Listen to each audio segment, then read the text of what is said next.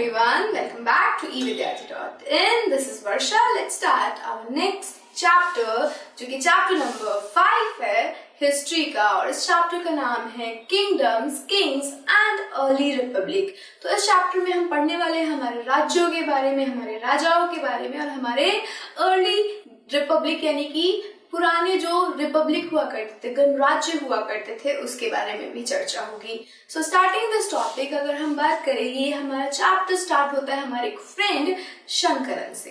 शंकरन क्या है, उठता है और देखता है कि इसके जो ग्रैंड पेरेंट्स है, they are in so much हरी कि वो बहुत ज्यादा मतलब इससे बात भी नहीं कर पाते हैं। और पता है क्या होता है, क्यों ये लोग इतने जल्दी में होते हैं? क्योंकि उनको वोट डालने जाना होता है। They were ready to go and vote.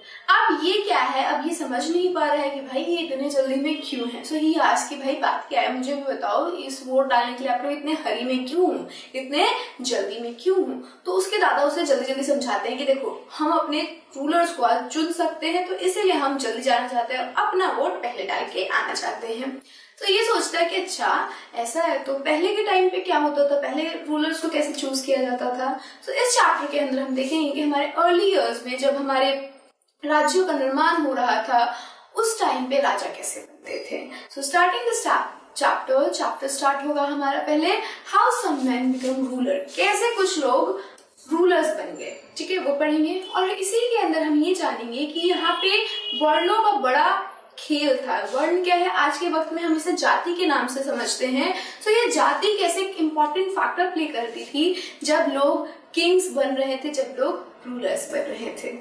Next हम बात करेंगे जनपदों की, कि जनपद क्या होते हैं, और हम ये देखेंगे कुछ सालों बाद ये जनपद महाजनपद में विकसित हुए। इन जनपदों में कुछ ऐसी चीजें आ गई, कुछ ऐसा विकास हुआ कि इन्हें हम जनपद के नाम से नहीं बल्कि महाजनपद के नाम से जानने लगे।